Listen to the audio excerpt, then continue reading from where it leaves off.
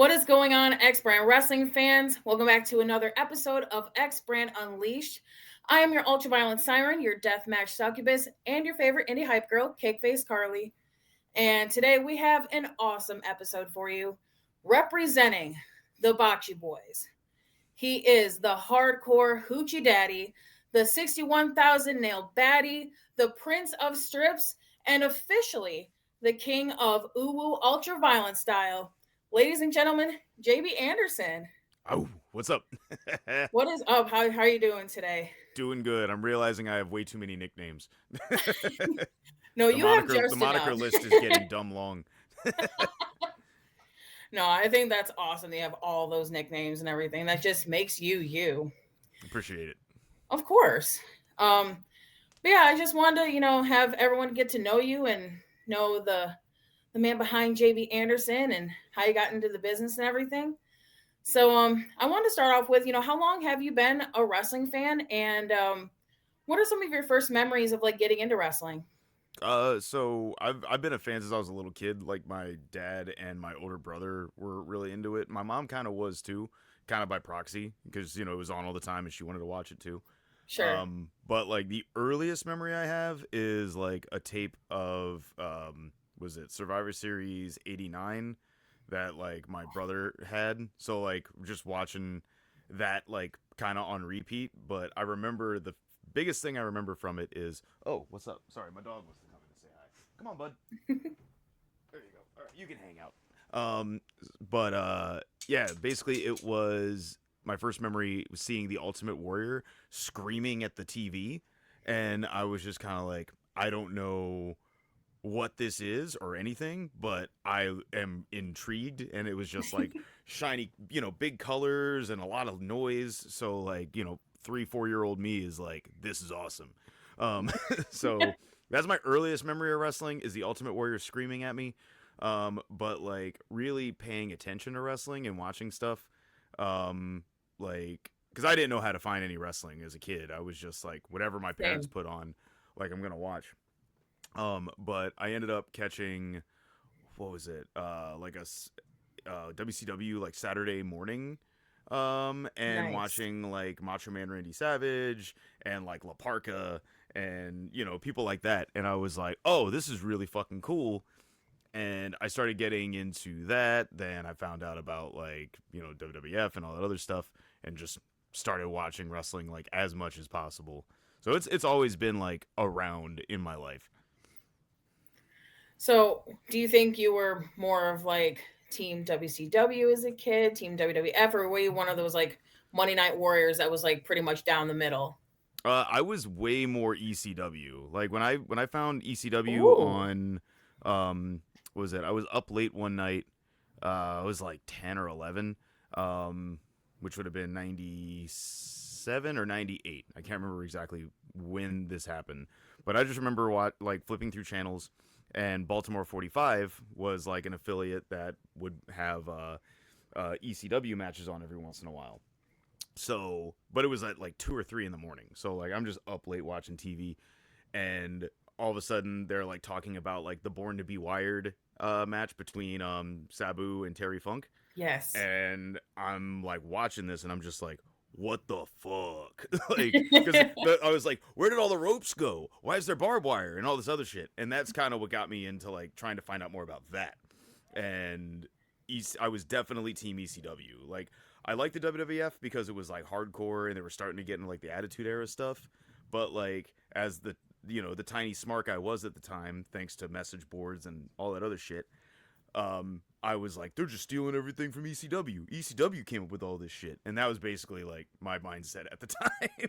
So like, I liked ECW the most, but I liked WWF because it was easier for me to like catch episodes of Sure. Monday Night Raw than it was for me to like find ECW, unless I was like tape trading and shit like that, which I got into when I was like 15, 16, and then just trying to not boot, not to incriminate myself, but find ways to watch pay-per-views with a little black box, when I was a teenager. So that's how I Fair. saw, yeah, that's how I saw the ECW pay-per-views. So like I had more access to the pay-per-views than I did to watching them like weekly. But yeah, no, I was definitely like Team ECW all the fucking way. That's what's up. Mm-hmm. So obviously, with being Team ECW, like, how were you able to like find more of that like ultra violent side like after that? And was it kind of around the same time you found more of like the independent scene? Like, when did you discover and like fall upon that? So that actually started happening around like 2006, somewhere around there, because I was working at FYE, and they had like a wrestling section there, and there was like a Best of American Deathmatch fucking DVD, and I got that, and it was like I think TOD like 2 or 3's on there, so it was like my first time seeing like Sick Nick Mondo and Wife Beater and Nick Gage and like just all these dudes, and I'm just like, whoa, this is insane. And it had the match where Sexy Eddie cuts his arm and starts squirting it into his Oh, face. yes. So that was my first time seeing that, and I was just like, I need way more of this. So I just, internet's getting better at that point, so finding this stuff was like a little easier. Sure. So I destroyed my computer regularly, downloading matches off LimeWire, um, and just finding DVDs. But like, I ended up buying like as many of the wrestling DVDs that they had there. So I was like, I got the American Deathmatch stuff. They had like the IWA Japan Deathmatch tournament that had Cactus Jack and Terry Funk in the final.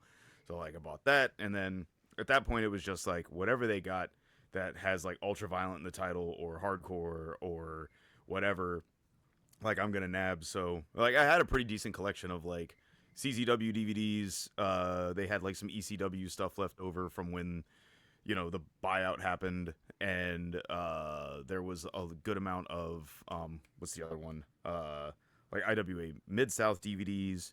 There was a whole bunch of stuff that was in that like FYE. So I just bought like whatever I could.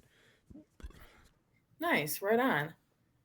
So, from like with regular wrestling and even with deathmatch, like what were some of your favorites? Like first getting into both of them.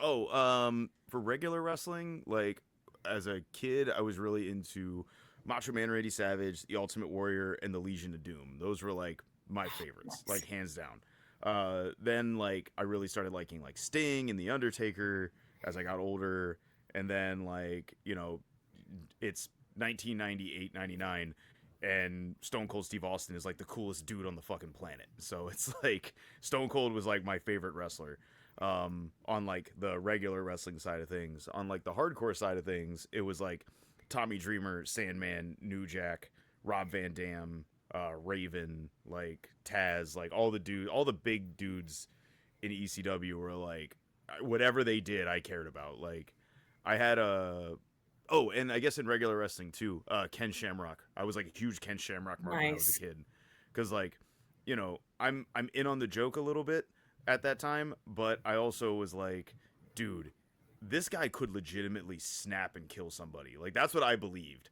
I believe that like the whole like he's going off the script was like a Ken Shamrock match waiting to happen like every time. I'm like, this is the day. He's just gonna get hit wrong and he's just gonna fucking kill someone. And Right. like and that's why I watched Ken Shamrock matches, because I was like, I'm gonna see someone die. This is gonna be sick. Like I know that's not the case, Fingers but I was crossed. like Fingers really yeah, I was just like, today's the day, man. You can't tell me that crossed. motherfucker ain't ready to kill someone.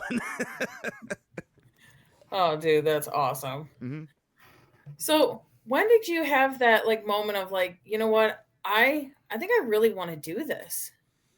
Um, I had like so instead of going to like a wrestling school or doing any kind of pro wrestling, like when I was younger, I started getting into like music, and like I was still really enjoyed wrestling, but like I didn't have like a really good avenue to like go to wrestling shows. But I had a really easy, accessible way to get to like hardcore and like punk shows. So like I'm going into the music scene like pretty heavy, and like now this is like I have ADHD, so it's like new shiny thing. So I like hyper focused on that, and I was like, this is cool. Like I didn't know this is like a world where like I can just grab instruments, learn them, and start like playing in like basements or like small like bars or clubs with my friends. So that's what I focused all my time and energy on. So like between like 16 and like 25, I was just mainly focused on like being in bands, playing music, and like doing that shit. So wrestling didn't come early. I kind of had like I think it was when I started seeing like the independents becoming like more accessible. As far as like, okay, there's more places to go because I didn't know how good the independent scene was in like the late 2010s until like I started following like Ring of Honor again and like New Japan and following like a lot of like what the Bullet Club was doing. Right. Um, and I was like, okay, cool. Like, I don't really know much about shit at the moment because I'm not like super dialed into the indies at the time. I was like, I would pay attention, but I wasn't like I wasn't as involved as I would become in like the next like year or so. But I was kind of like, yeah, I really want to like get into this at some point. Like, maybe I'll look for schools and I'll start getting in better shape or Nice. whatever. So I found a wrestling school in Maryland, and I was like, all right, cool. I just need to figure out how to get there. So now it's all right. Now I need to like get my driver's license because I live in an area that's like really metro accessible and like I bike commute. So I never had a reason to have a driver's license, but to go an hour away for wrestling training, I need a driver's license. So it was basically a lot of things that like wrestling. The goal to start wrestling helped me with being like, all right, I need to get serious about this, and then I need to get serious about this. Like, probably wouldn't have gotten where I'm at now if I didn't get sober prior to becoming a wrestler or wanting to go be a wrestler because I was like, I can't get into any sort of good healthy routine if I'm still like messing my body up on a regular basis, you know. When did that journey Um, start for you? that started in was it April 19th of 2017. So April this coming year will be 9 years sober for me, and then That's amazing, dude. thank you, Congratulations. That's thank you, awesome. thank you so much. But yeah, that's something, and I'm pretty open about that kind of stuff. So that's nothing new.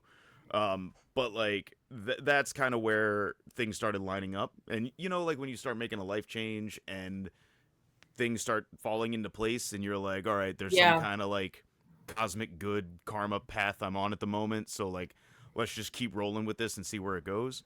So that's where I ended up going, all right, now's the time to pull the trigger and go do wrestling training. Well, the pandemic happened. And then I was like, crap. So I guess I'm not going to go to do any wrestling. Uh, but then I was going insane at home, not being able to do anything. Like all I was doing was working and coming home and working and coming home.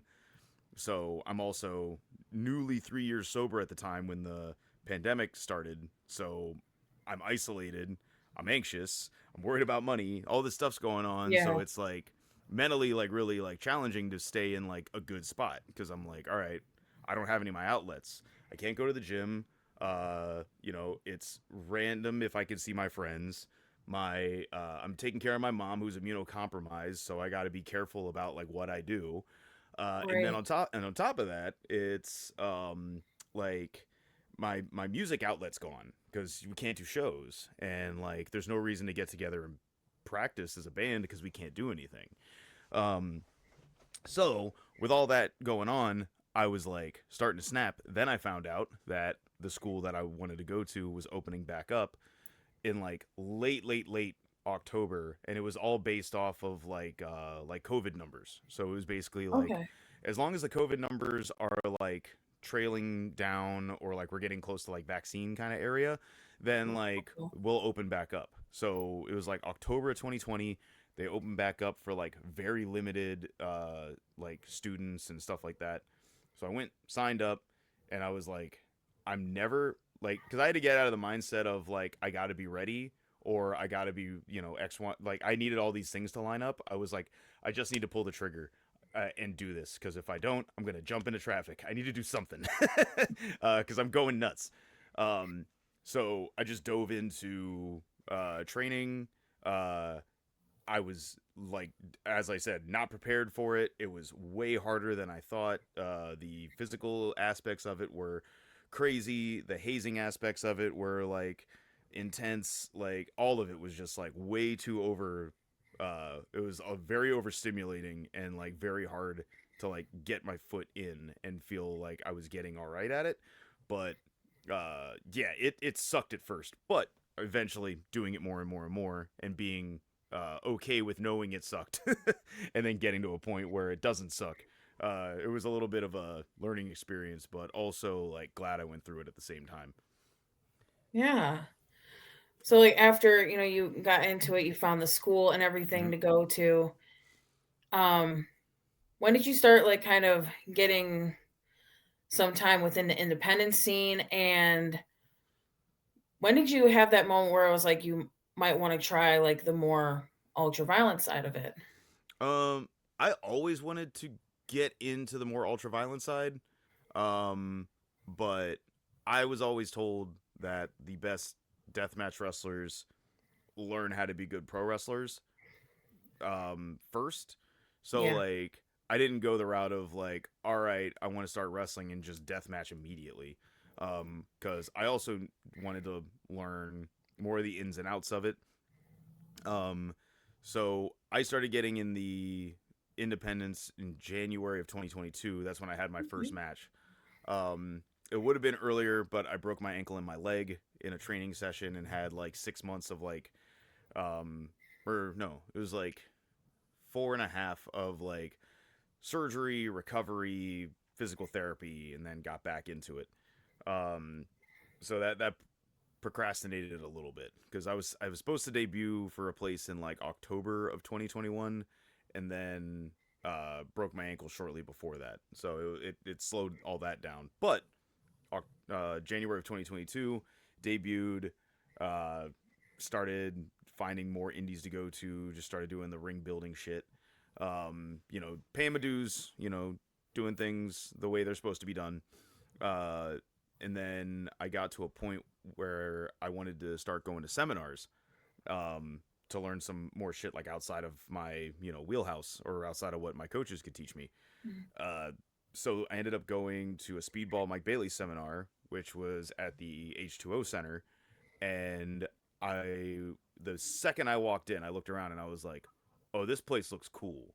Like it had a very DIY like hardcore punk vibe to it, and it felt a lot more like familiar to me than the squeaky clean, place that I'm at currently, Right. so because it was just the place I was at was like so sanitary and clean and crisp for that like WWE light kind of feel, which Sure. if that's what you're into, that's what you're into, that's cool, but like I'm such a duck out of water in those kind of environments, and I feel that way because that's just what it is. I know where I can thrive and all that.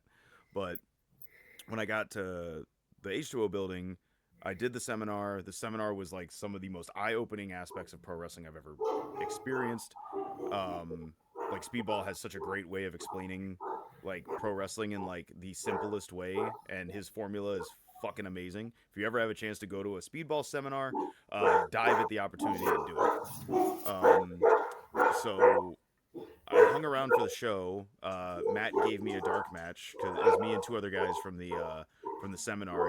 He put us on a dark match, um, and like literally he sat down with a notepad, gave me a whole bunch of notes and critiques, and was like, if you want to stay around for the show and help out, you're welcome to it. So I did, and then I'm just watching the insane deathmatch shit going on, and I'm like, yo.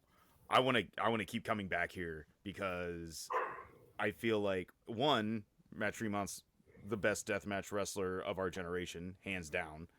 Um, and like he was super kind to me and super nice, and I'm like, all right, well let me keep coming up here and paying my dues here because I feel like if I pay my dues here, I have someone that I can learn from who is going to teach me correctly how to do this deathmatch shit because that's what I want. Right. I want to know how to do this the right way. So I just kept coming up, kept Mhm. getting put in matches, kept learning little by little by little by little, and then he broke me in as my first death match in November of 2023. So he was my first death match, and it was death light, but like it was like gussets, barbed wire, brawling, that kind of stuff. But like Yeah, he was my first death match. First gust that I took was from him, and first time ever bleeding in a match was from him. So I felt very fortunate to get broken in that way. And then just from there on, it was like, all right, what do I need to do to keep getting better? Like, what do I need? What do I need? What do I need? And he was always very gracious with his time with me, which was very. I thank him eternally for that. I think that is so cool that Matt was like that was your first death match. Yeah. So like, how did you get the nickname well, we'll talk about one at first. How did you Okay. get the nickname the hardcore hoochie daddy, and like how did you like get that, the gimmick with that? So that was an accident, like straight up an accident. So Really? yeah, so I don't know if you remember when I used to wear overalls. For like there was like a Yeah. short, very short period of time. I was an overall guy, because I was uh the original school I was at. They told me that I wasn't in good enough shape to not wear a shirt or to dress down. So little bit of body dysmorphia that I already had, and wrestling doesn't help. Um, and it is what it is. We're past it, and I'm very happy with what is here. So we're working on it. But they told me I needed to wear more, so I was wearing like long pants, and I was wearing jeans. I was wearing like baggy t-shirts. Where to a point it went from you look like a garbage wrestler, and then finding a way to turn garbage wrestler into like I look like a guy that just walked off the street to fight somebody. um and then I was like, man, I really don't like this look anymore. Like, I really do not like it. Because I was changing once at H2O, and it was Matt and Earl Gardner. They were both like, "You have a shitload of tattoos. Why are you dressing up so much?" And then I explained why, and they were like, "Fuck that." They're like, I "Fuck that love shit." that. Yeah, they were like, "Do you have nothing to be worried about? Like, go out there and don't do that at all."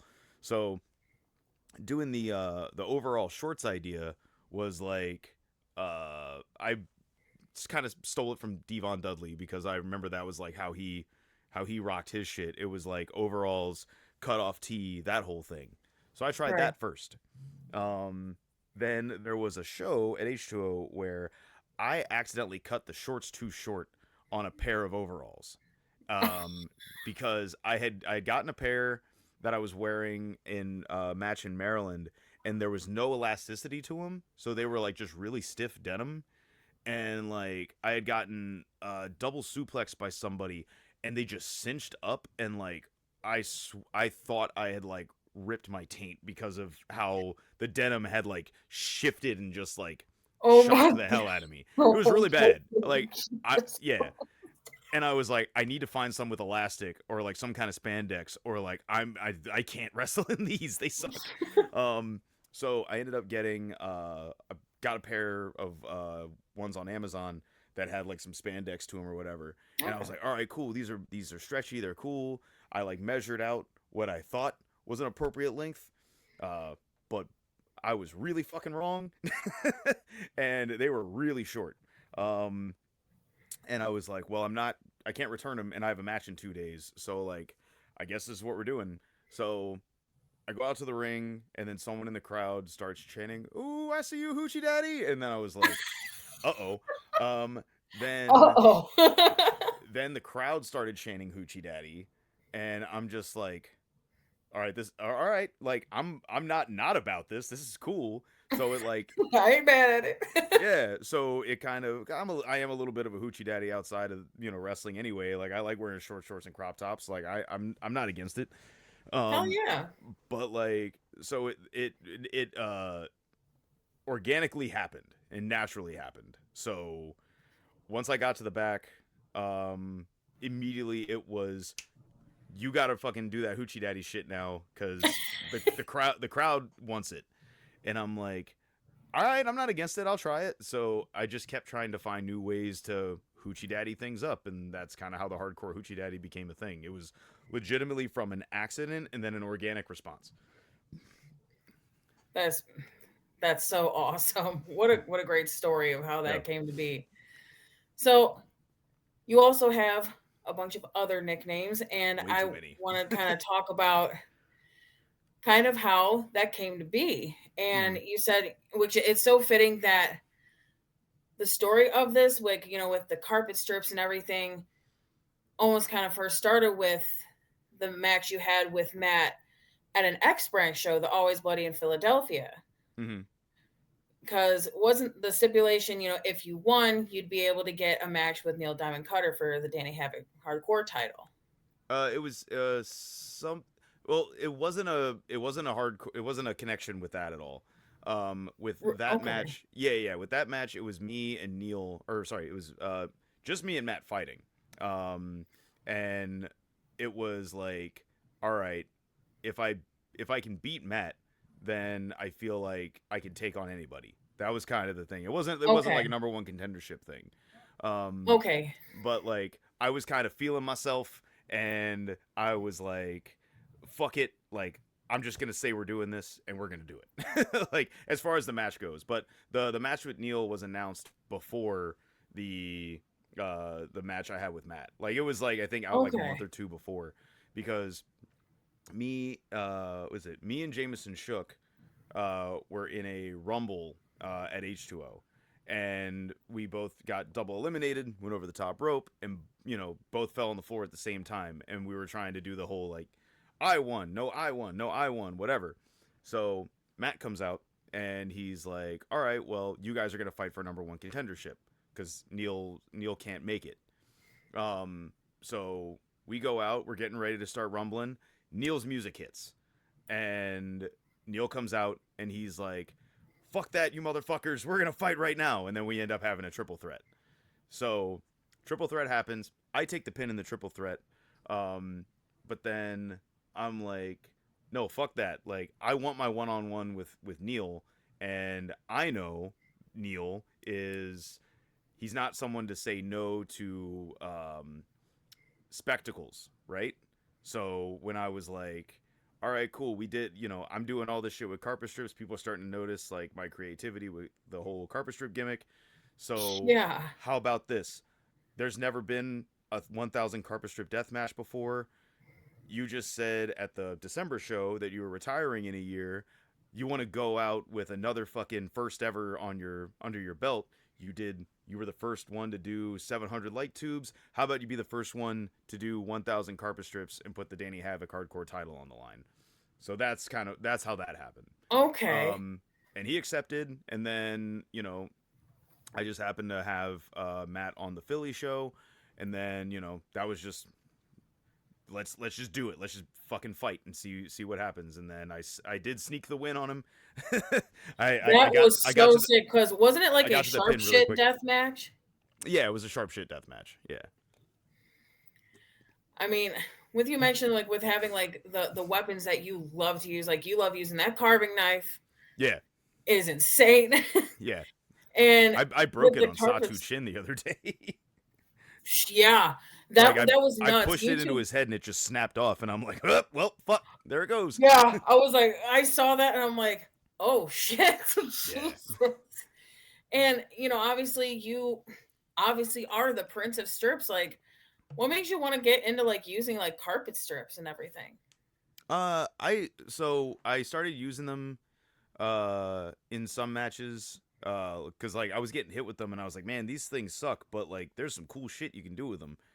Um, and I noticed that somebody had said that they hated carpet strips because the the juice isn't worth the squeeze on them. It's like they legitimately fucking suck to get hit with, and people don't really know what they are.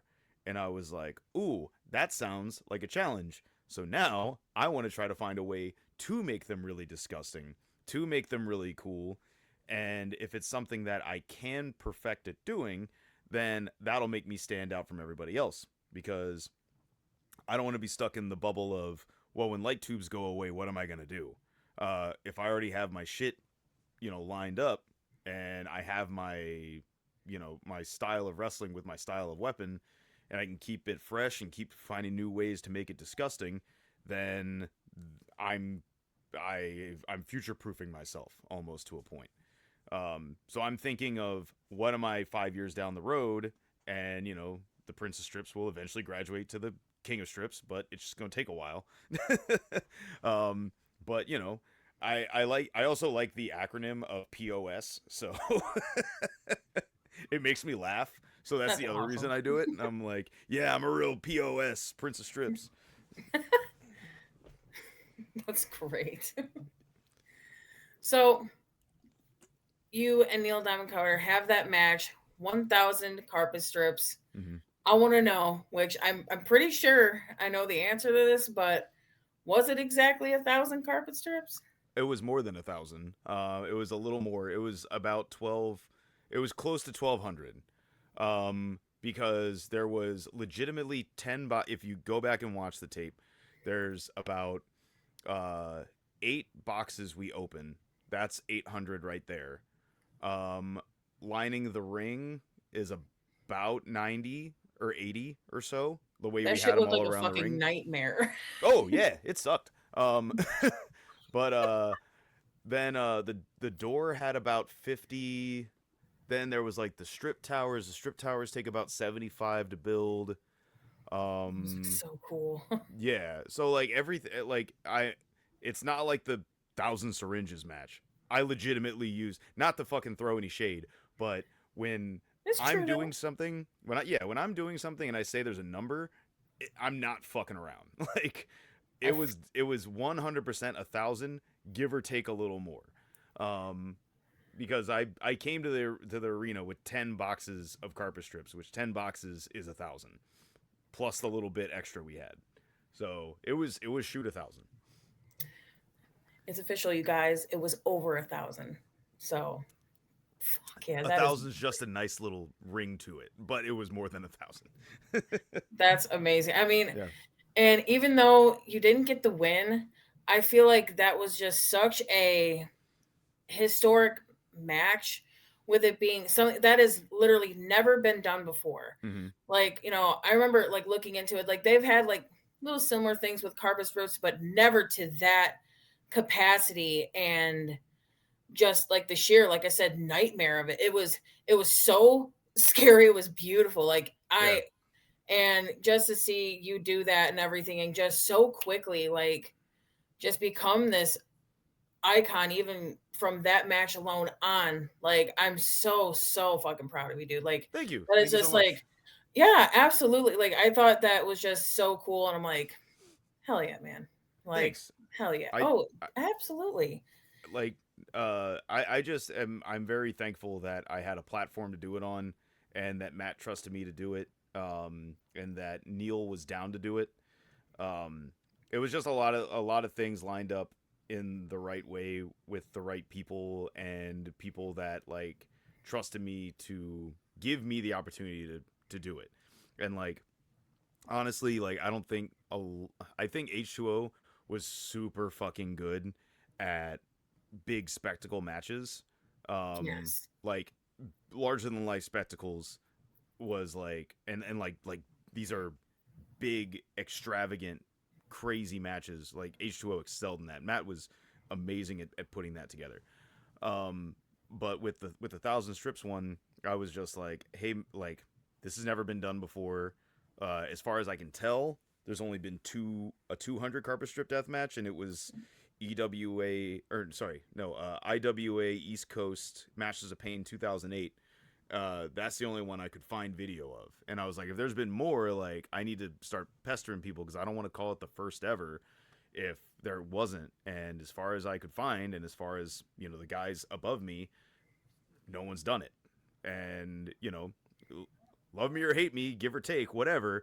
I'm the first one to do 1,000 carpet strips. So if you want to do 1,000, go ahead. It sucks. Have fun. Knock yourself out. Yeah, knock yourself out. Once they're all in the center of the ring and you can't do anything but just roll around in fucking nails and jagged ass, sharp ass wood, go for it, man. Have a blast. Oh, Please.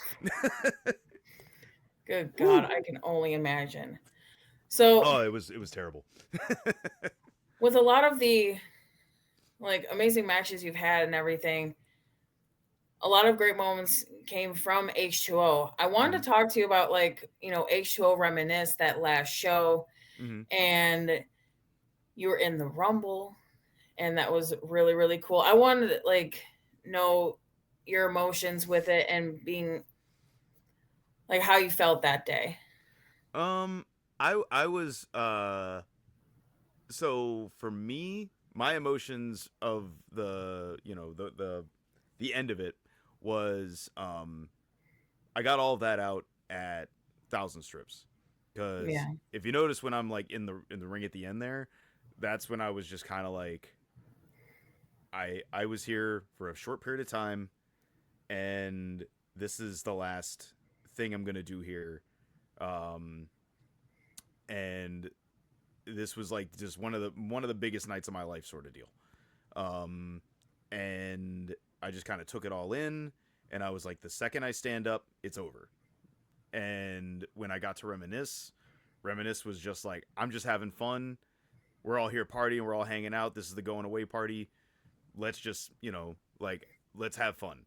So that's the mindset I went into. I wasn't sad. I wasn't like, mopey mopey whatever, because I got all that out of my system the month prior, because it was it was not like, and it wasn't sadness. It was just like a feeling of accomplishment, and then just being like, man, like I'm never gonna get something like this again. Or I felt like I was never gonna get anything like this again. But I having a negative mindset of that is like not productive. So immediately after, I was like, I gotta just focus on what the next thing is and how to keep progressing and moving up. Because this was like a huge step up. So now I gotta find the next step and the next step and the next step. But Reminisce was a lot of fun. And how was it, during the Reminisce Rumble to be able to face some of your members of the Bocce Boys? Oh man, that was fun watching Hammer get fucking gusseted by Kill. Okay. Um, but yeah, it was so cool to see you and like Hammer. Like I popped, so I was like, "Holy shit!" I could not believe seeing Hammer and everything. That was so dope too, and of course Skittle Yeah. and the little Oh, I banjo had a beats great time beating too the and shit out of everything. Skittle and Oh, throwing him over the top rope. oh God. I I was like, "Oh, dude, that's amazing." Yeah, and then my homie Ricky getting a spot in there too, and like doing his big. Yes. Yeah, dude, it was so much fun. Like, one of our friends, like little kids getting in and like bumping everybody, and like it was just a fun. It was super fun. Like, there was a match that was on the table that I could have had, and I was like, I just want to have fun. I just want to hang out in the Rumble and just have a blast with everyone, and that was, I was happy with that, and I was happy with going out that way, because I had my big moment. I didn't Yeah. need any more big moments. I got the biggest moment I could ever ask for. With H2O, you've been in a lot of different places. Hmm. One of them, finally, and I've just been so hyped, to see both times now. You've been in the chains. You got Yes. to face Dr. Redacted, and just recently you had a match with Satu Jin. How was it finally be able to be in the chains? Very rewarding. Very rewarding, because I had um a like, it's where I really wanted to, inevitably, not really. So sorry, let me rephrase that. It's a place that once I visited, I was like, the energy in this place is so insane that like I really would like to get here at a certain point, um, because they are an elite level deathmatch company. Um, 100%. so when I got it was actually Redacted who brought me to my first ICW. It was like one of the ones at Heart Ballroom. I think it was like one of the early 40s, I think. But he was like, "Hey man, I know you're trying to get more into deathmatch wrestling and you're doing stuff at H2O.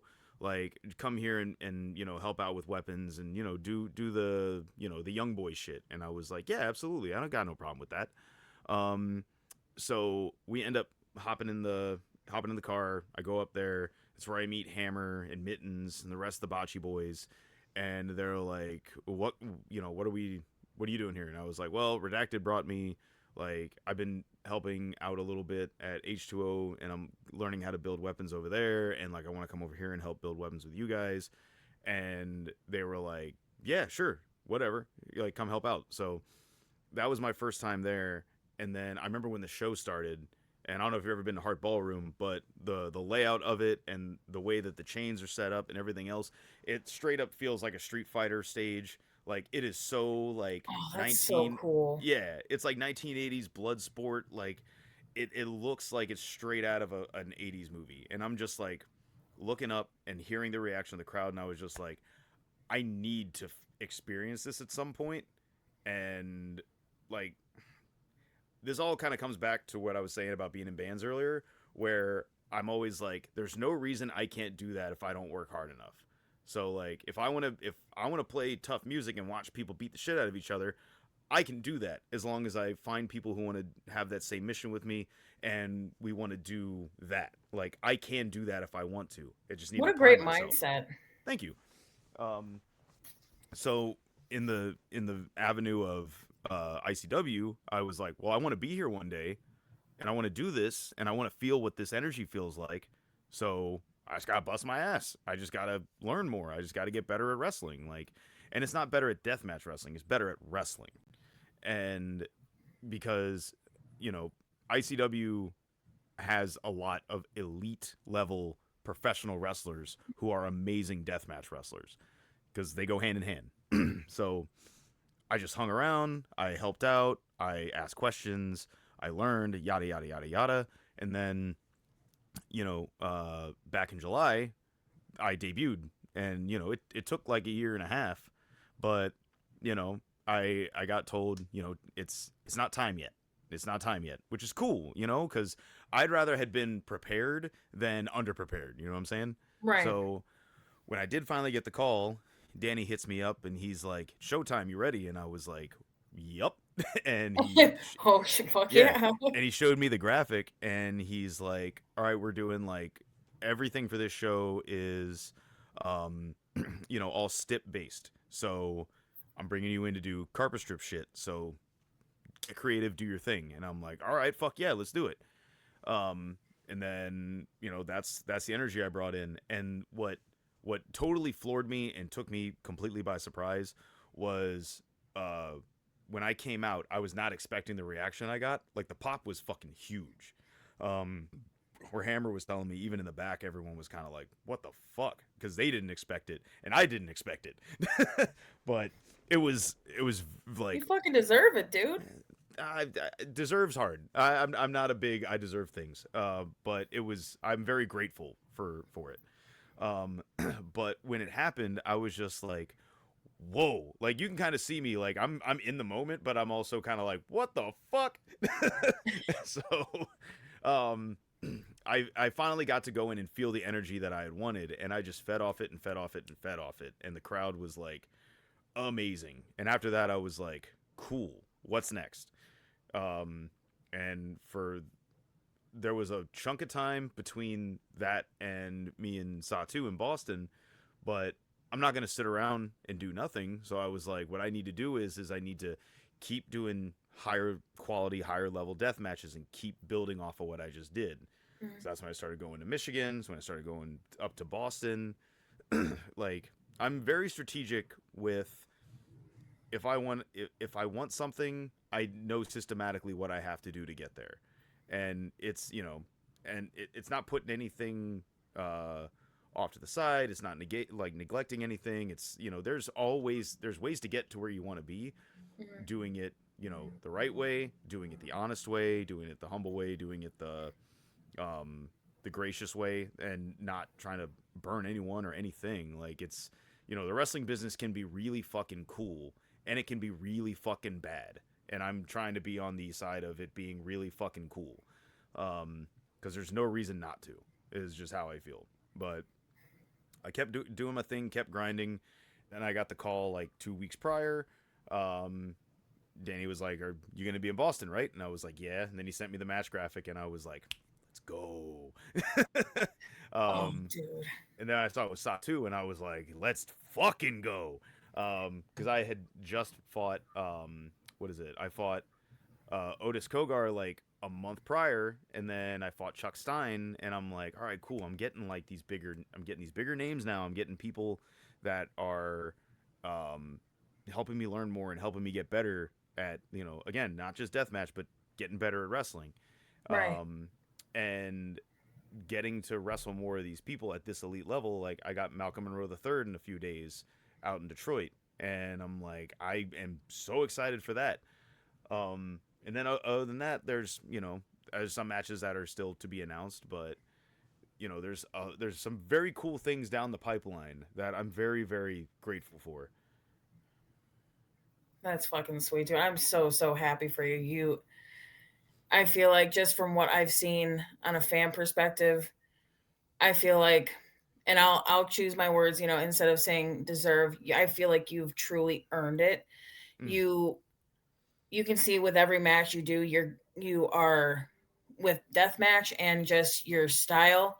It's just as good as I thought you were last time. You're even fucking better, and it's just every single time. So thank that's you. why you'll always hear me shout from the fucking rooftops anything that has to deal with you, dude. So I appreciate that. just Thank you. absolutely.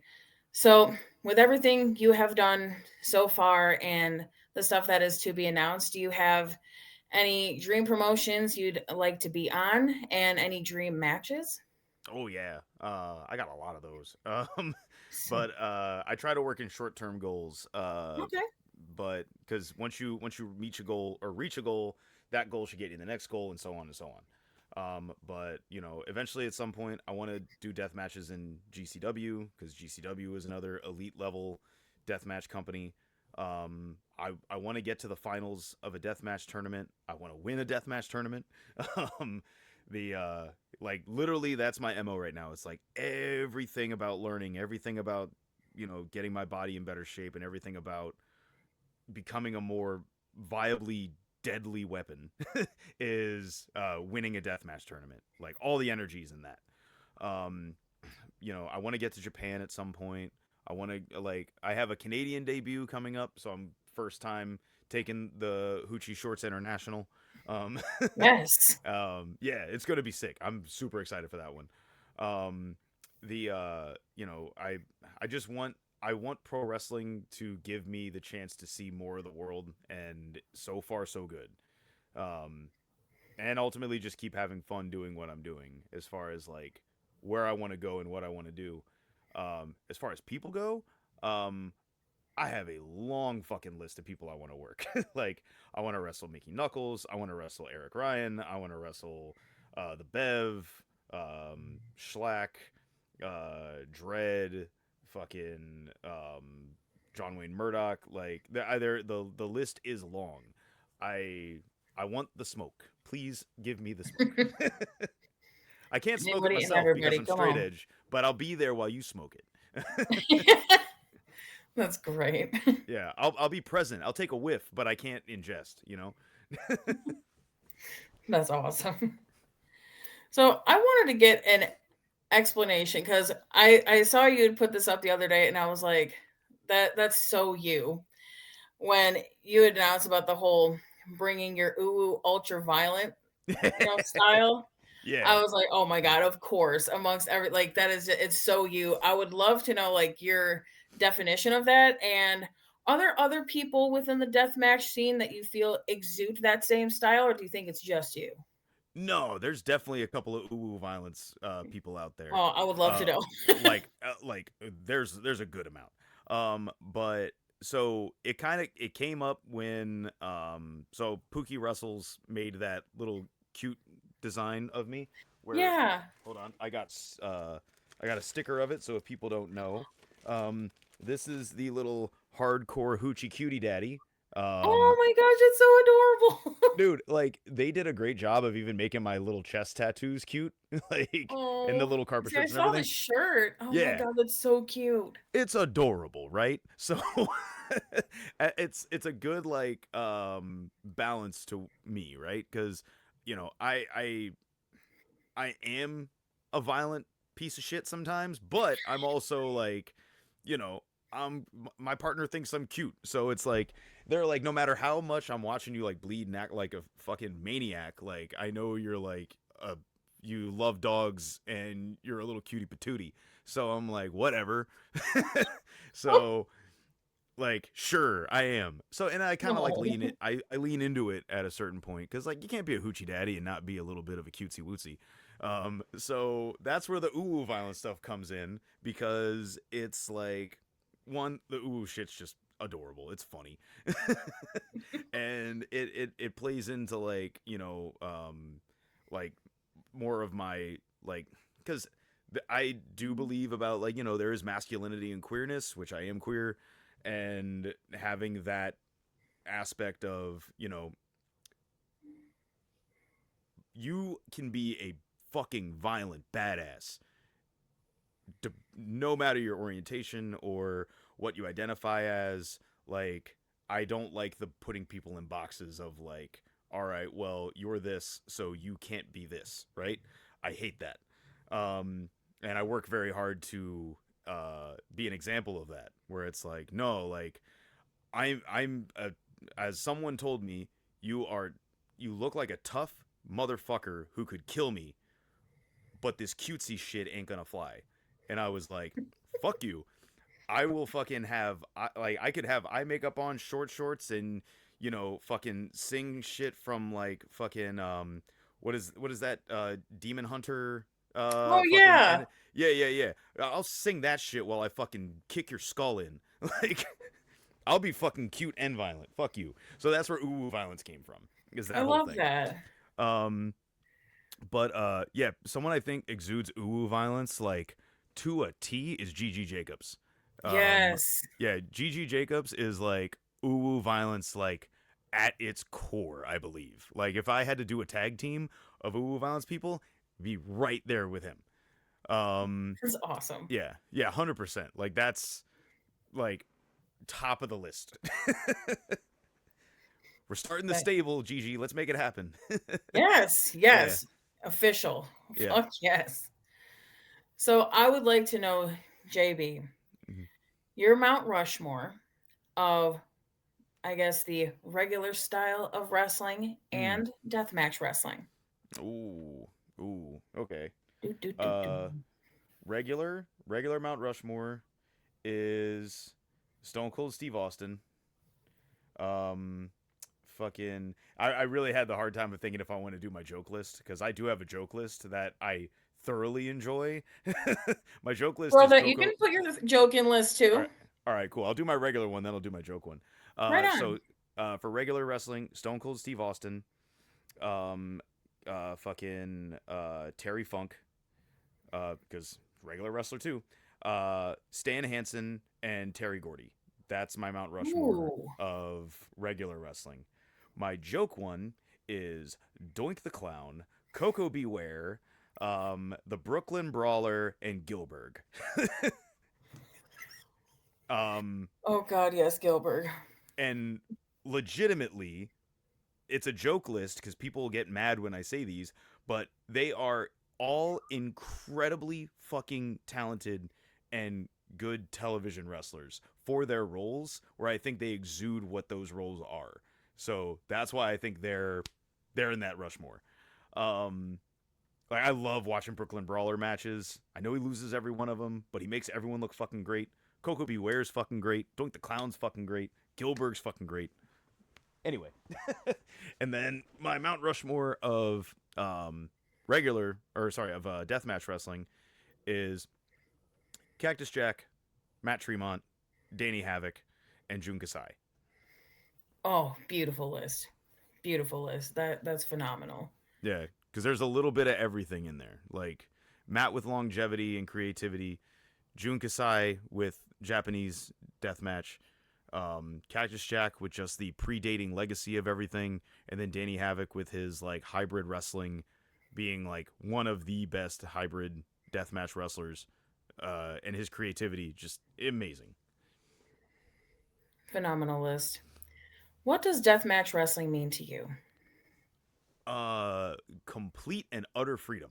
That's what it means. Um, because there's zero limits to the creativity, to the art, to the presentation, to the story that can be told. It is the most open, fluid, and creative aspect of pro wrestling to me that also makes me have the same uh, energy and creativity and thoughtfulness that hardcore and punk music gave me when I was a teenager. Where knowing that there are no walls, there are no limits, there are no anything to what you're trying to output creatively or creatively. I added too many syllables. Um, creatively, um, to what you want to put out there. Like you can literally do whatever the fuck you want. Um, like I had like I had a like for an example, right? I had a hardcore match with Anthrax once where we were on a half and half show. First half of the show is family friendly, second half of the show is deathmatch. But we had a hardcore match. And we were told you guys can't swear. And I was like, okay. Little weird, but okay, because it's the family friendly portion of the show. Mm-hmm. So I pitched to the promoter, hey, what if we made it a no swearing hardcore match? And they were like, what do you mean? And we are like, well, if you swear, you get disqualified. And they were like, oh, explain. And I was like, all right, cool. Well, we're going to try to make each other curse the whole match. We're not going to, but we're going to try to make each other curse the whole match. And that's how we're going to work in like holds, strikes, all this other shit. All of it's going to be involved with trying to make the other drop an F bomb or like say a swear or something. Um, it's actually one of my favorite matches I had with him because it was just fun to have. But again, it's this open world of creativity that like there's no limits to what you want, what you're supposed to do or can do. So like he stomps on my foot and I'm like holding back one because it almost slipped. And the referee's like asking like, "Did you swear?" And I was like, "No, no, no, no, no, I didn't." And then like we it's that energy the whole match. Like I'm in a submission and I'm like, "Fuck!" Like I'm about to drop a F bomb, and then I'm like trying to remember not to curse while also not tap out. And like the story we were able to tell from it was like a lot of fun, like legitimately a lot of fun. And could I have done that in a regular pro wrestling match? Absolutely. But the opportunity to do it in this element is something that wouldn't have had this thrown at me and then being able to have this creative idea. Because it's a regular wrestling match. All right, whatever. Like, why would I be cursing anyway? Like, but Right. because it's a hardcore match and there's a whole death match half of the show that we're not on, how can we make this stand out and be creative? And like that's what deathmatch is to me. It's complete and utter creative freedom.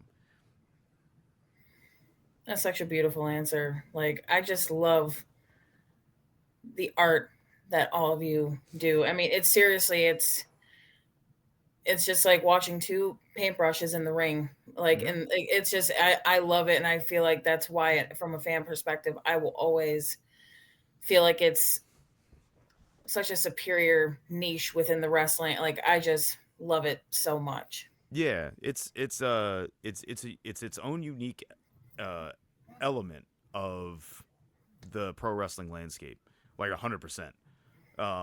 There are stories that are incredibly compelling in regular wrestling. Right. Like some of my favorite wrestling matches are regular wrestling matches. There's just this second level of like human compassion and like basically like digging yourself through the visual pain to get to the next thing that like I think is so hard to transpire outside of the world of deathmatch wrestling. Like that's why I just love the visual of this person is literally crawling through hell to get a win or Yeah. to understand self-preservation reigns supreme and they have to stop, you know? There's so much to it and like yeah, the stories that people can tell in this medium are endless. If you know what if you know how to do it. And I think I'm 100%. surrounded by people who are really, really like good at that part of it, and that's probably why I'm at where I'm at because I'm just soaking up information from these people and trying to apply it best I can. That's amazing. So, I would love to know little random things about you. Um, I would love to know what are a couple of your favorite movies? Oh, so my top three are Home Alone 2, Bloodsport, and Home Alone 1. Really? Yeah, those are my top three movies. Like, not even gonna lie. Oh I my god. will I will watch them. Like, if you put me on a desert island with three movies, that's what I'm bringing. Fair enough. Yeah, Like Home I Alone and like Home Alone 2. yeah. That's dope. Like Bloodstorm rips. It's a fucking dope action movie. It's a great kung fu movie. It's a great overcoming the odds movie. And Mhm. then Home Alone 1 is absurd and Home Alone 2 is just like it's like a live action cartoon and it's just hilarious. And it's a Christmas movie. So like, you know, Christmas movies rule. I know that's right. Yeah. So, what are some of your favorite bands or artists you like to listen to? Okay. This is tricky because I like a lot of music and I'm really opinionated and I like to cut things up into genres. Um, Right on. so, so I'll break it up into two. We'll do alternative, more heavy stuff and hip hop stuff because that's where things get Okay, complicated for me. cool. Uh, so on the alternative rock side of things, favorite bands are Terror, Hatebreed, Cro-Mags, Judas Priest, Ooh. and fucking I'm blanking on the name. DRI. Those are my top five on that side Okay. of things. Then on the opposite side of the spectrum, uh, Ouija Mac, Ooh, 3 6 ooh. Mafia, Wu Tang Clan, Tribe Called Quest, and again blanking on the fucking name. Because it's when I get to five, my brain starts getting overactive. It's fucking ADHD. I fucking hate it. But Big L. I love both those lists. Ouija Mac, Fire. I Ouija Mac mean, all of rules. them. Both lists, absolutely amazing. I was gonna ask earlier too because you mentioned you were in a band. What did you do in the band? Did you sing at all? Were you just doing instruments? Oh, I've done everything. I've That's played what's drums in up. bands. I've played guitar in bands. I've played bass. I've sang. I produced hip hop beats for people for a while. I ran like a tiny recording studio out of my basement, Oh where I was just wow. recording my own bands and other artists. Um, yeah, I've done in a decade of music shit. I've done a lot. Damn. Two totally separate lives, man. It's wild. Like, if for any reason you think that like you have X amount of time to get anything done, like you don't. Like, your time is not finite. Like it's limited, but it's not as limited as you think it is. Just dive into shit if you want to do something. Just fucking do it. Just learn how to do it and get it done. Seriously, great advice to go by, honestly.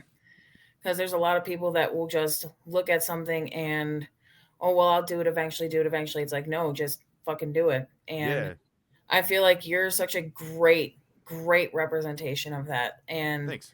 just within the short amount of time, because the amount of successes and notoriety you've gotten and promotions you've worked with within this short amount of time is like you could have that same amount with someone who's had like 5, 10 years. I mean, it's phenomenal, and I'm so happy to see with everything you've done within that amount of time, and I cannot fucking wait for everything else. Like I Thanks. say all the time, spam it everywhere. The Yeah. hardcore Gucci Daddy era is forever, Hell yeah. Yeah, forever. Hoochie is running wild. Um, Yes. So I gotta know, what are your favorite snacks? What's your favorite savory snack ooh. and sweet snack? Ooh. I love snacking. All right. Yes. Savory snack. I will eat olives like there is no fucking tomorrow. I'm a big pickle head. I'll eat all different types of pickles, like pickles, Nice. olives, salted nuts, any of that kind of stuff. Quality fucking snack. Um, on the sweeter side of things, um, it's Sour Patch Kids, Swedish Fish. I like Oreos. I like cookies. There's a place near me that does vegan. What is it? Cinnabons. And Ooh. like, good fucking heavens, they are delicious. If you have a Cinnaholic near you, go. Like, It's completely you wouldn't know it if I didn't tell you, but it's like it's plant-based Cinnabons. It is amazing. Right on. I mean, I Yeah. will have to like check that out because I don't think I have one near me. I'm living here in the South, Yeah. but I'll definitely have to check that out. So, what is something that some people might not know about you, like a little fun, interesting thing that people might not know about JB Anderson? So there's a couple things, because this question gets asked a lot, but I build a lot of like what is it, Gundams. So like it's kind of like one of my little things I like to do. It's like, oh, here we go. Pull one of these out. It's one of these. I just build robots. Oh, cool. Why the fuck not? I So love that. that's something I do. I work with dog rescues and foster dogs pretty regularly. Because I kind of hate bad conditions and things getting hurt, so like I Yeah. try to help animals out, because people can be fucking terrible, um, Yeah. and getting dogs to get a good spot and get in their forever homes is something I am very adamant about and try to help with as much as I can. Um, there's that. What's some other things? I play a shitload of video games. You can probably tell by the wall behind me. That's one of 6 walls covered in games. Oh, Um, dude. yeah, I collect toys, like action figures, all types of shit. Yeah, I have a lot of hobbies outside of pro wrestling. I'm actually pretty good at bowling, um, and karaoke. So if there's ever a post karaoke show, Really? like fucking let's light it the fuck up. Like a sober JB Anderson doing karaoke is a sight to see. I'm just letting you know that right now. Oh, dude. What Yeah. are some of the songs you like to do in karaoke? Oh man. So like I'm hit or miss with them, but Okay. like there's it depends on the vibe, right? Fair. Like I'll do like some old school like Bill Withers stuff, or I'll do like Black Sabbath. Nice. If one of my if I got someone around who can hit the notes like Amy Lee, like I do that Seether and Amy Lee song Broken, cuz like I'm all about a corny ballad, and that shit is Oh, a corny yes. ballad. I'll do Creed like there ain't no tomorrow. Uh, Fuck yeah. I'm all I got a wide range when it comes to that kind of shit. Oh, dude, that's If awesome. Yeah, if I want to bum everyone out, I'll do Nutshell by Alice in Chains. Sorry y'all, I just ruined the vibe. If I want to bum every. Yeah. It's like I can hit those notes, but I'm like I'm not I'm like, "Hey man, y'all about to get sad." Oh my god, I can just imagine. Y'all ready to get sad? And just Y'all ready to get bummed the fuck out? who's ready to fucking cry? Yeah. Oh my gosh, that's amazing. I mean, Mhm. you've been so fun to hang out with. Thank you Thank so you. much for coming on here. You have been a true pleasure. And, I've been watching your work for a while. I mean, you know how much of a fan I am of your shit. I won't go into it again and again and again, but Yeah, I I got fucking you. love everything you do. Mhm. And thank you so much for doing this. I would love for you to take the time to plug yourself. Where can everyone find you? And what are some things and shows that are coming up for you? For sure. So you can find me on all socials under Violent Breed JBA. Those are my initials. If you need help with them, it's JB Anderson. You can find me on was it YouTube? You can find me on Instagram, TikTok. The Big Cartel is violentbreed.bigcartel.com, where you can get your very own Ooh Violence t-shirt, along with hats and other t-shirts. Um, let's see what else. JB Anderson on Facebook. Just if you search JB Anderson and Hardcore Hoochie Daddy, you will fucking find me. Because I am on everything that I can type a name into. Um, as far as shows coming up this weekend, or I don't know when this will be out, but Yeah. I have Malcolm Monroe III at Horror Slam in a Panes of Glass death match. Then the following day, I have to travel from Michigan back to Maryland to wrestle in a cage for AWA Wrestling in Southern Maryland for the AWA Merciless title against Elijah Eden. It is the only hardcore title in the state of Maryland, and I'll be Oh my damned if god. I don't win this. This will be my last time in AWA. I've been fighting him for a year, and he's been getting the best of me all year. So it's either this is the only thing I want, or this he has the moniker of top hardcore dude in the state, and I lost it. So that's what I'm wagering right now. Um, Oh man, hell no, then you're gonna win that shit. who knows? Who knows? Pro wrestling's a wild business. Um, then the next thing I got on the table from that is January. Well, January 3rd, I'm going to be at the ICW Yay. anniversary show. Just there hanging out. Who knows? Might be on the show. Never know. Um, so I'll be at that January 17th.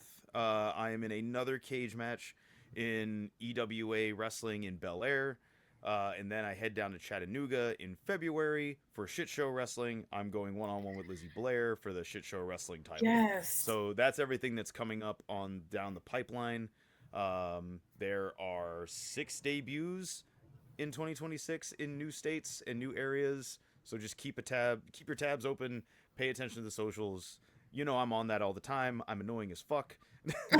So I'm always posting shit. So you'll if you follow me on Instagram, that's the best way to keep tabs on what I'm doing. I think that is everything. Yeah, be cool to everyone.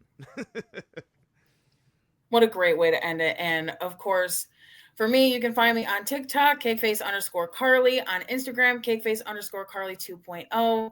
I'm here on the X Brand Wrestling YouTube channel for this podcast. And don't forget to check out, they have a collaboration show with Underground Sports Entertainment, December 20th in Virginia. So don't forget to miss that, or don't miss that. And thank you so much again. And until next time, okay, thanks. Bye.